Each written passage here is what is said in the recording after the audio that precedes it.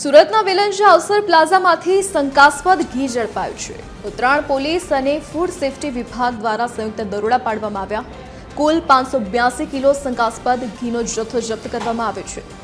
ગાયના ઘીમાં વેજીટેબલ ઘીની ભેળસેળ હોવાની શંકા। શ્રી સહજાનંદ અને ગજાનંદ નામનું શંકાસ્પદ ઘી મળી આવ્યું છે। આશરે 3.60 લાખના ઘીનો જથ્થો ફૂડ વિભાગે જપ્ત કર્યો છે।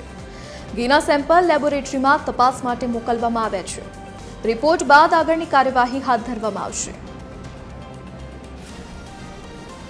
સુરત શહેરમાં ફૂડનું ઉત્પાદન કરતી વેચાણ કરતી સંસ્થાઓની સઘન તપાસણી કરવાની, તેમાંથી નમૂના લઈ અને પૃથ્થકરણ લેબોરેટરીમાં મોકલી આપવાના।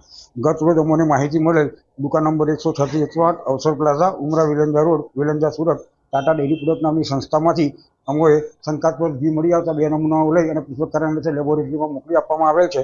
તેમજ 582 કિલોનો જથ્થો સીઝ કરવામાં આવેલ છે। તે લોકો ઘીમાં વેજીટેબલ ઓઇલનો ભેળસેળ કરતા હોવાનું માલુમ પડેલ છે તેવી શંકા છે, તેથી તેના નમૂના લઈને પૃથ્થકરણ લેબોરેટરીમાં મોકલી આપવામાં આવેલ છે।